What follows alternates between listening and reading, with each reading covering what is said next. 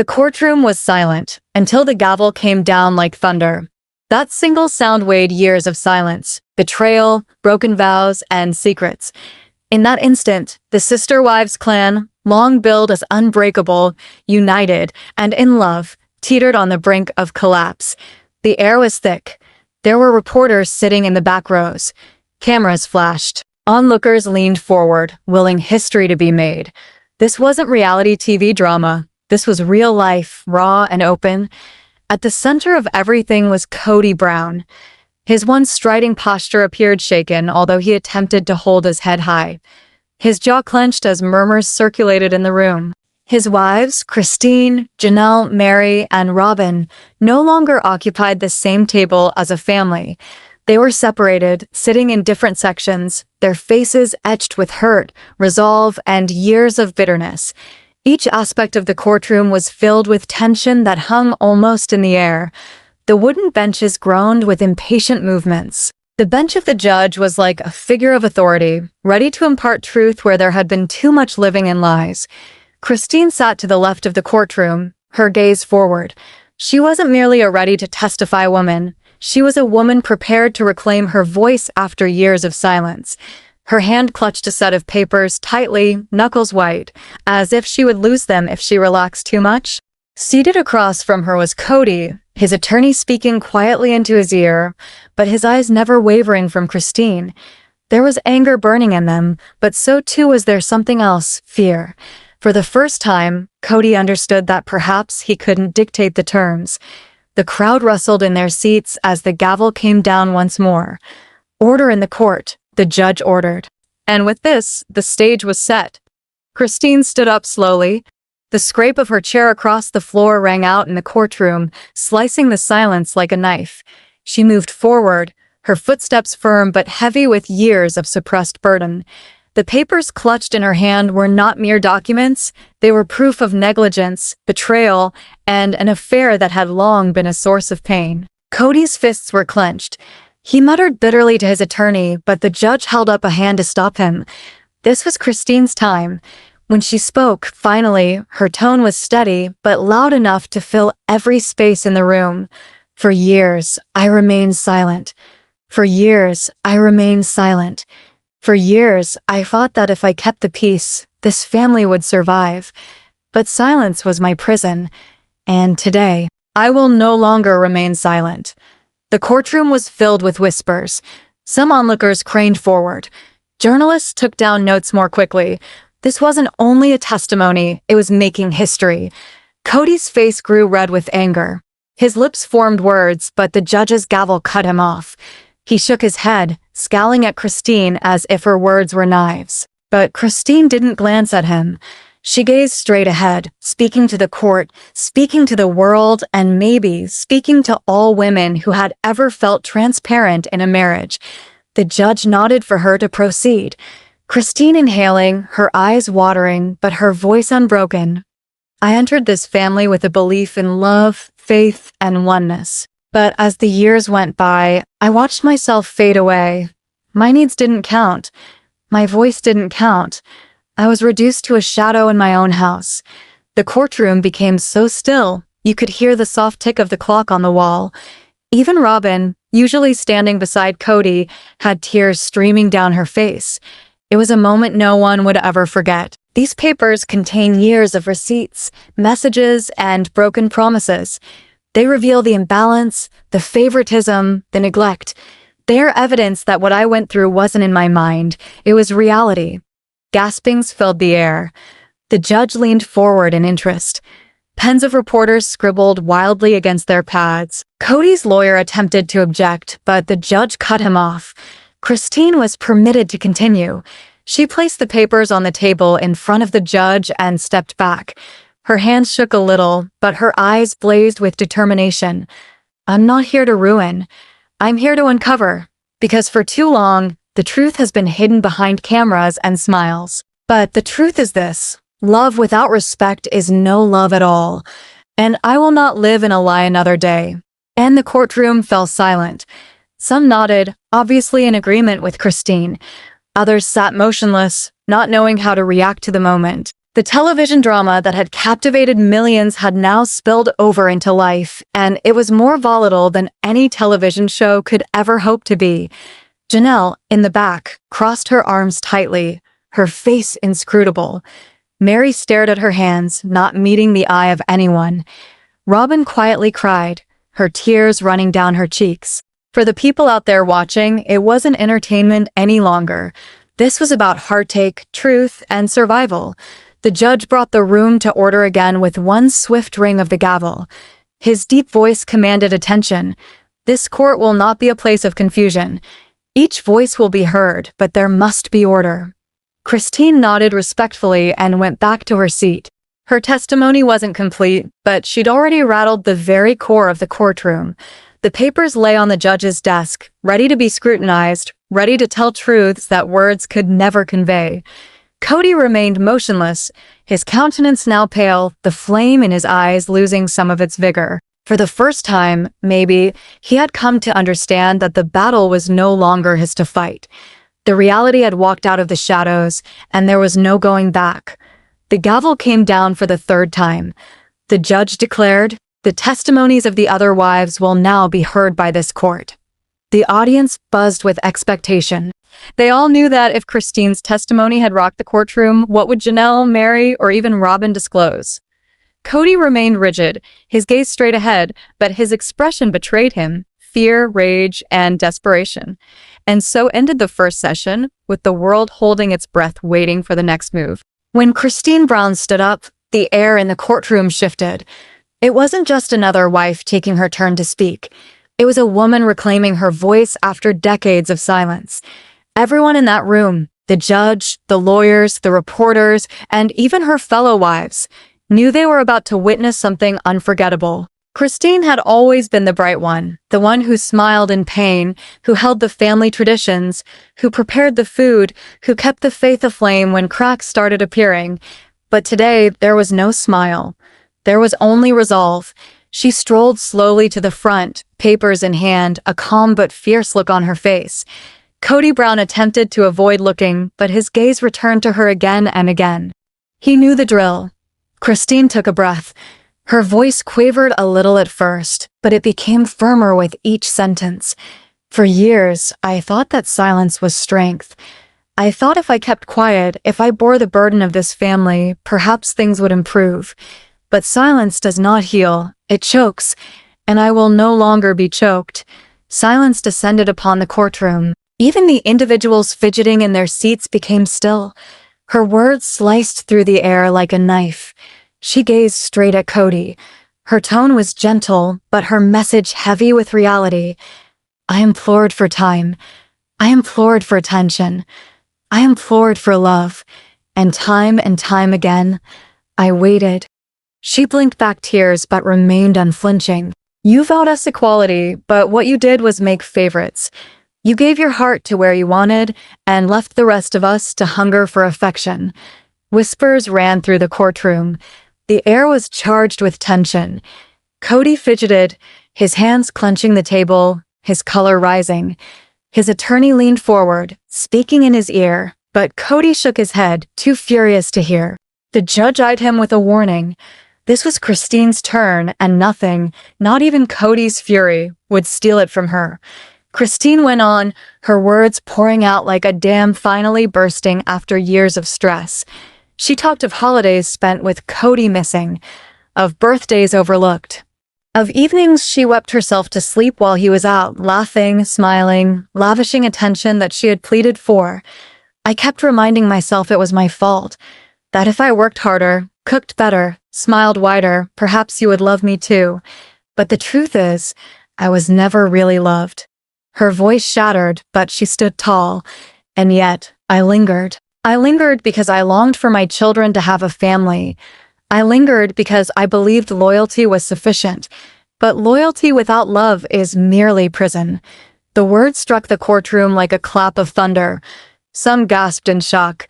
Others nodded, murmuring their assent. Even strangers could sense her anguish. The judge leaned forward a fraction, eyes pinched on Christine. This wasn't emotional testimony. This was survival, the account of someone emerging from the darkness. Mrs. Brown, are you stating that you were abandoned in your marriage? The judge asked his questions in an even tone. Christine looked at his eyes. Yes, Your Honor. I was abandoned before I ever left. The words hung in the courtroom, heavy and irrefutable. Kody bashed his hand on the table. That's a lie. I gave everything to this family. The judge's gavel came down hard. Mr. Brown, be quiet. You will get your say.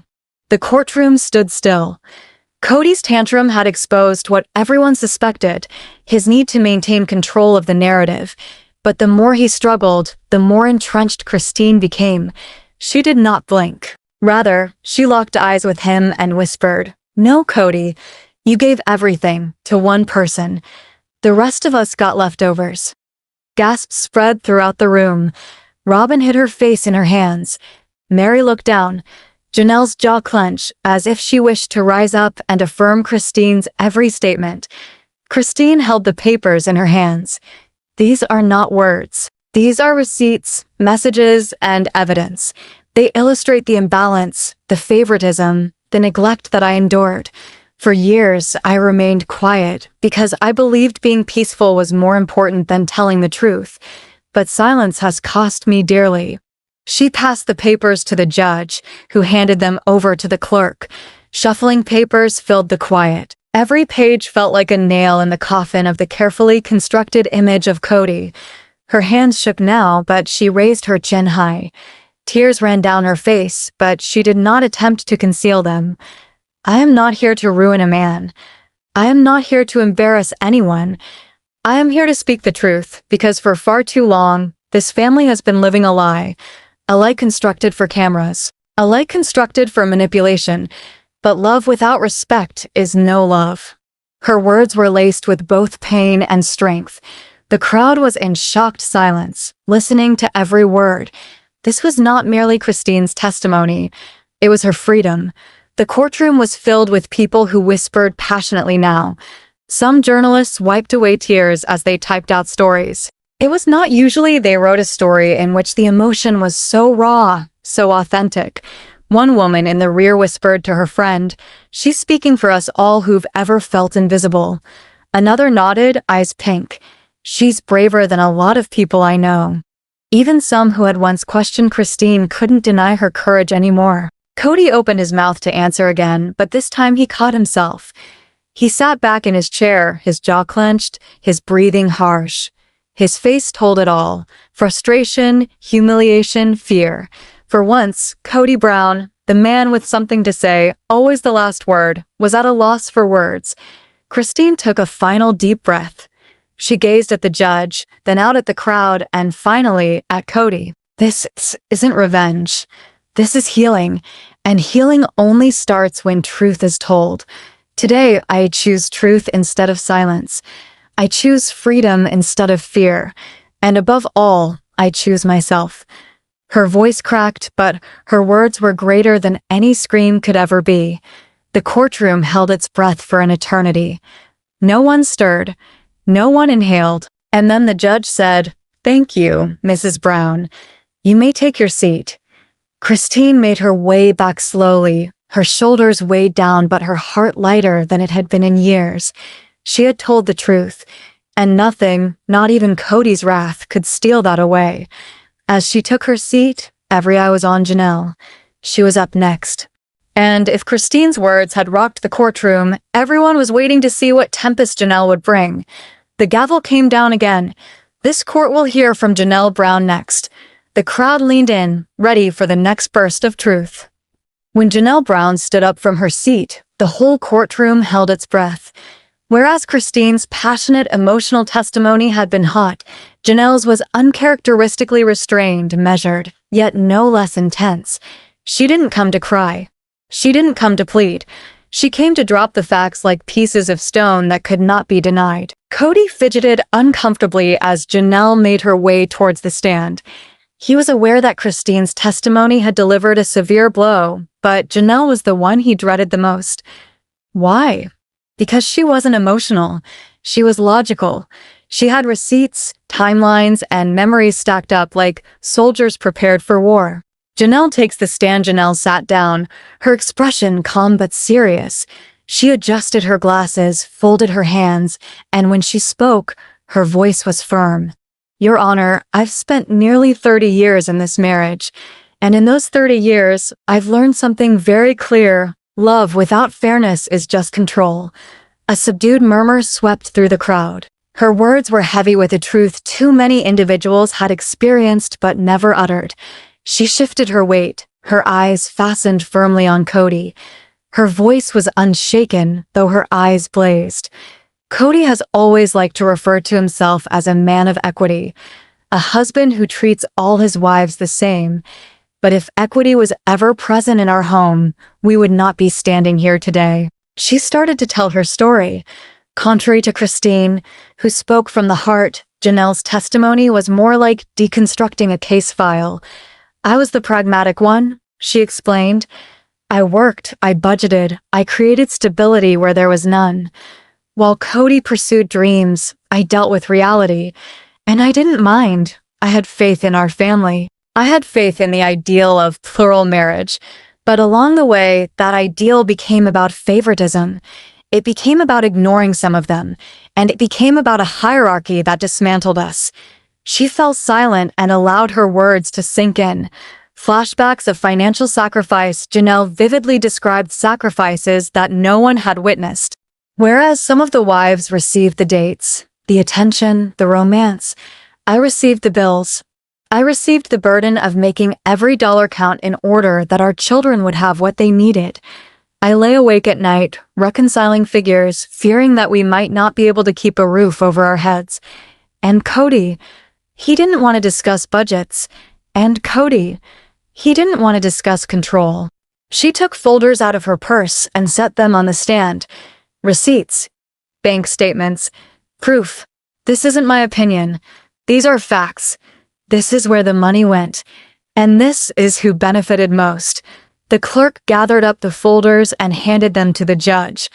Kody shifted uncomfortably in his seat, sweating in earnest now.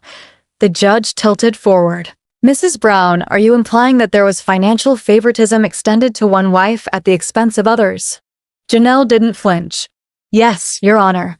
Most of our resources, our time, and our attention were to Robin's home, while the rest of us got by on what was left over.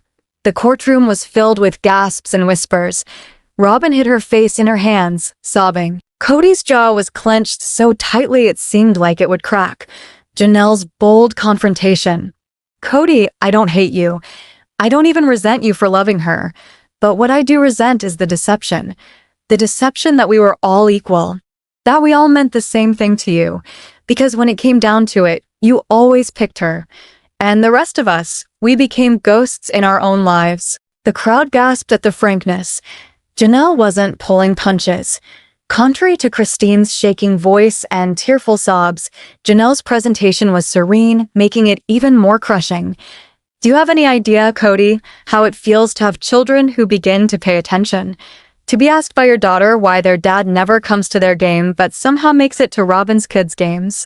Do you have any idea how it feels to be alone at a table on your birthday when you're somewhere else, smiling and laughing, pretending to be a great husband? Her tone grew cold. I do.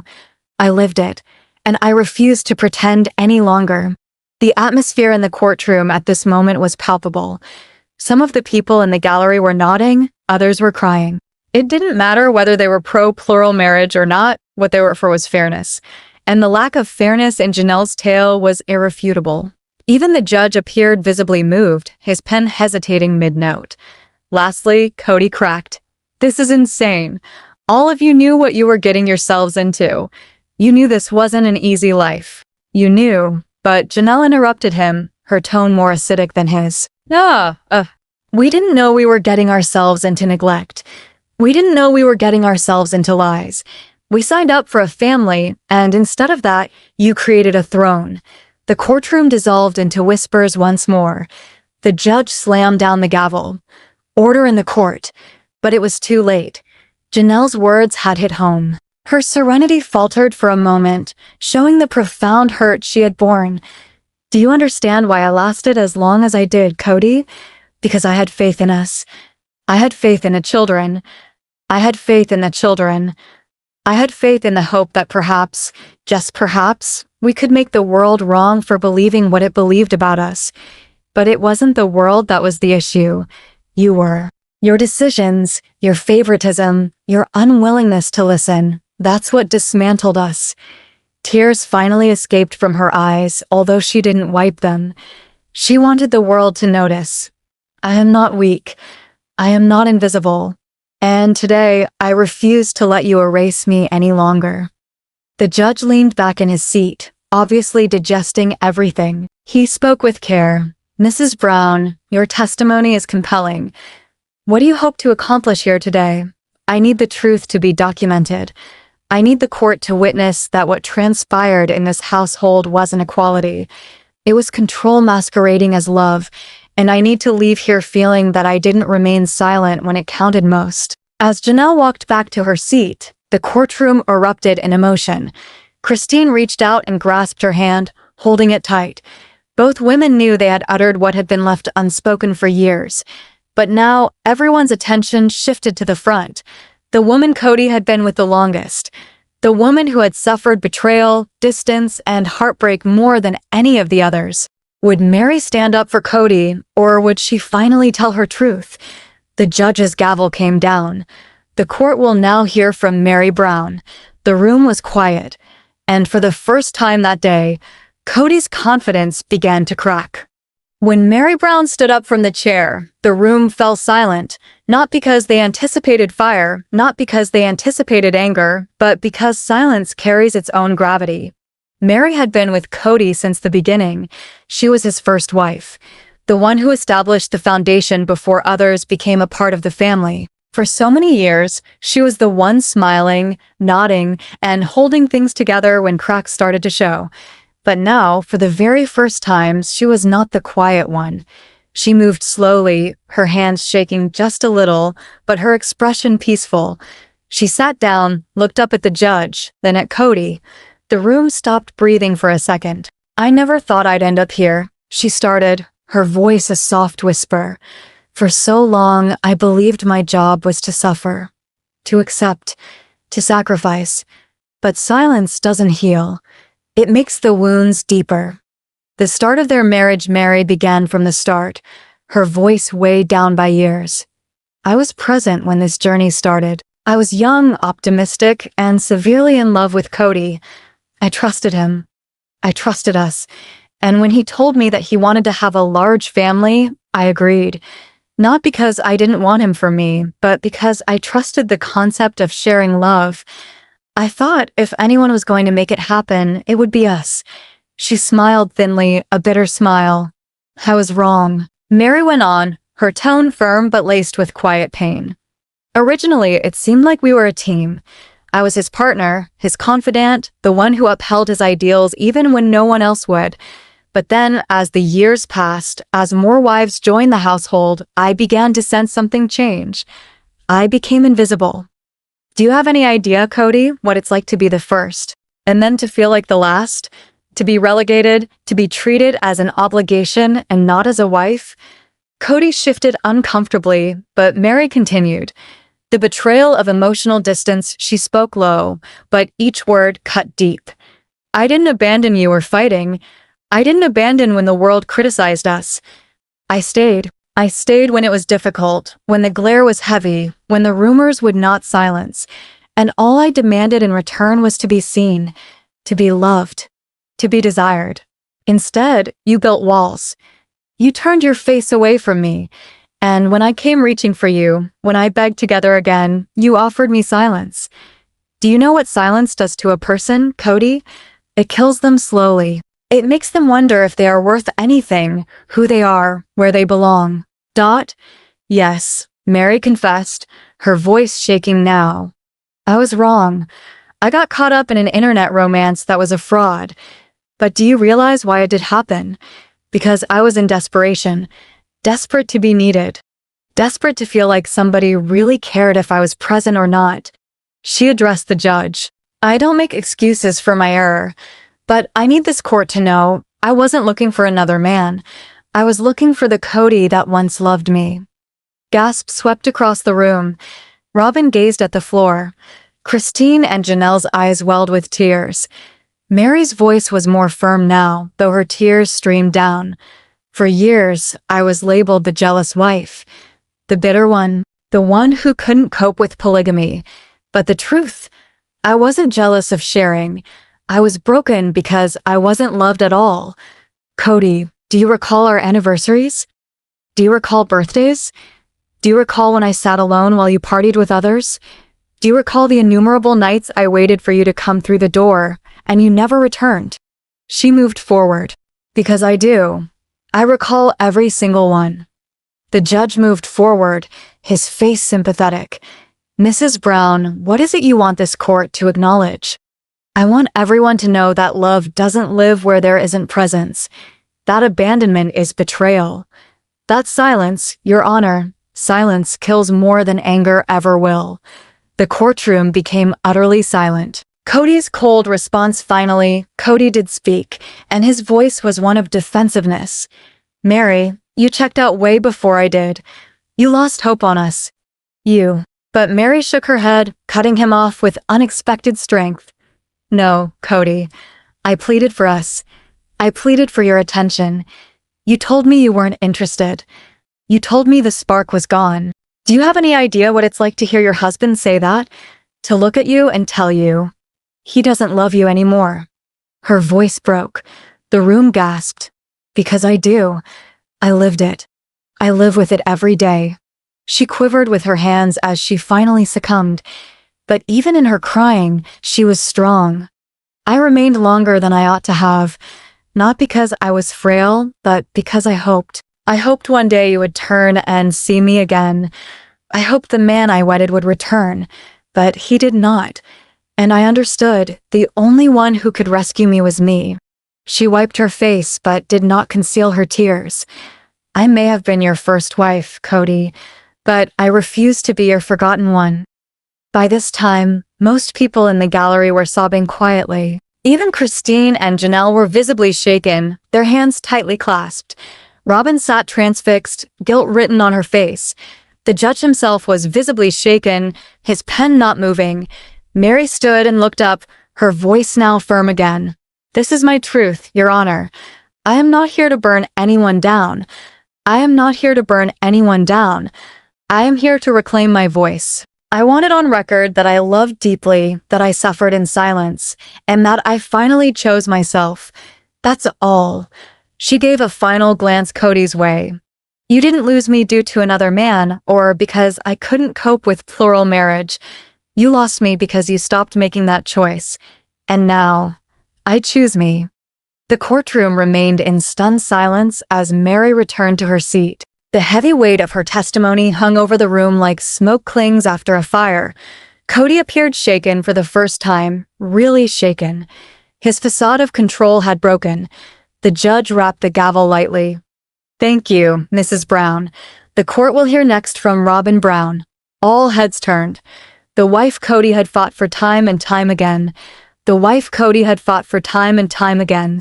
Would Robin stand up for her husband, or would she finally speak her own truth? The air was charged, the quiet deafening.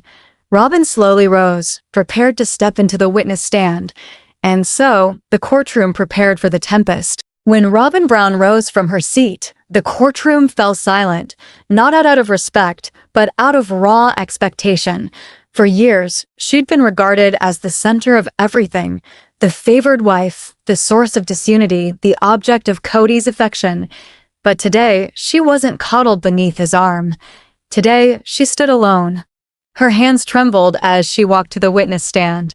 Her face was white, her eyes puffy from tears. But beneath the vulnerability, something else existed, a spark, small and unyielding, that no one anticipated. Robin paused before testifying. Her voice broke, but she continued. I never wanted this, she whispered. I never wanted to be the cause of this family breaking up. I never wanted to be the favorite. Did you think it felt good, sitting in a house full of gifts and compliments when I knew the other girls were suffering? Did you think it made me happy, knowing the man I loved was losing his family on my account? Gasps swept through the courtroom. Christine and Janelle's eyes grew wide. Even Mary shifted forward, shocked.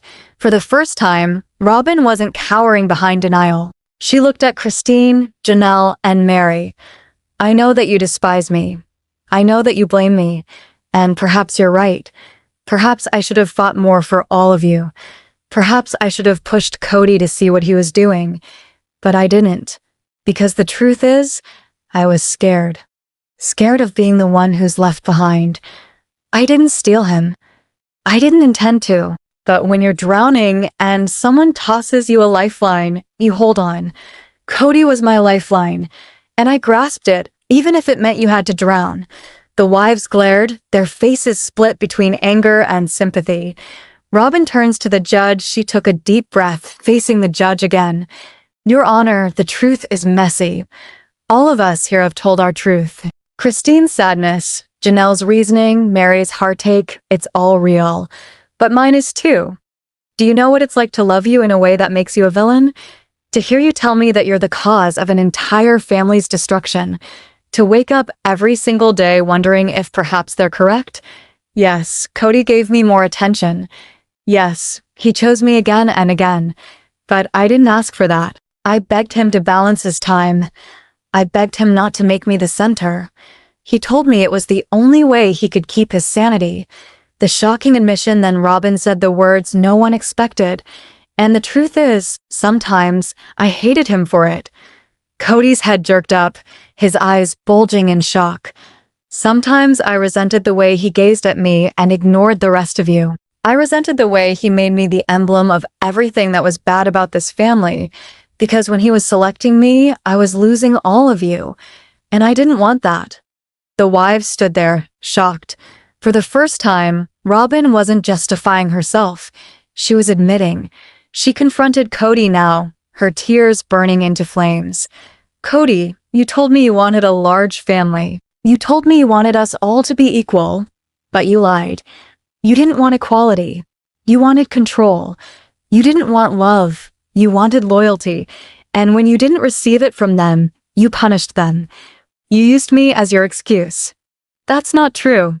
He spat out, but Robin's voice broke through, hard and unyielding. Yes, it is. You used me as your shield. Every time they wept, every time they pleaded for your notice, you pointed at me and said, they loathe Robin. But the truth, they didn't loathe me. They loathed what you made me stand for. The courtroom erupted in whispers once more. The judge slammed the gavel. Order. For the first time, Kody appeared really cornered. His typical confidence had cracked. He shifted uncomfortably in his seat, his face contorted between panic and anger. You don't understand, he began, but Robin stopped him. You don't get it. You don't know what it's like to be loved and hated simultaneously, to have the love you desired become venom. You thought you were the victim in all this? No. We all were. All of us, every one of us. Even me. Her voice cracked again. Do you have any idea how many nights I cried myself to bed hoping you would just go visit them? Hoping you would stop using me as an excuse? Do you have any idea how many times I asked you to come spend Christmas with all of us, not just me and my children? You think I needed this. You think I needed this. You think I needed to be despised. She glanced at Christine, Janelle, and Mary once more, her voice cracking. I never wanted to be the cause of you leaving. I never wanted to be the wife who broke up the family I had always hoped to join. And if I could give him to you, if I could turn it all around and do it differently, I would. The wives were paralyzed, silent in shock. The judge's question, the judge slouched forward, visibly shaken. Mrs. Brown, what would you like the court to understand from your testimony? That love without balance is destruction. That favoritism kills families. That I am not innocent, but I am not the villain either. And that if anyone here deserves the blame, it's him. She gestured towards Kody. The courtroom gasped. You're all ungrateful. All of you. I gave you life. I gave you children. I gave you everything. And this is how you thank me. Using this courtroom as a circus, ripping me in half. The judge slammed the gavel repeatedly. Mr. Brown, sit down. But Kody continued, red-faced, spittle flying as he yelled, "You believe I'm the bad guy. You believe I'm the bad guy. Good. But you all would not have lived without me. Not one of you." Robin got up, her voice slicing through his anger like a sword. "Perhaps we might not have lived with you, Kody. Perhaps we might have prospered in your absence." The room was quiet. The statement struck more forcefully than any shriek. Robin slumped back into her seat, crying. Christine grabbed hold of Janelle's hand. Mary dabbed at her tears in silence. And for the first time in decades, the wives weren't split. They were together, not in hatred, but in truth. Kody sat immobilized, his face white, his authority slipping from his grasp. The judge glanced about the room, his gavel lying still in his palm. This court has heard enough for today. A decision will be made shortly. With that, he rapped the gavel. Concluding cliffhanger from where they stood, people prepared to leave. The wives exchanged a glance. Something unsaid had passed between them, an uncertainty of closure. They had spoken their truths at last, but as Kody stormed out of the courtroom, his voice echoed in the hallway. The camera would fade on that line, leaving viewers stunned, emotional, and aching for the next chapter.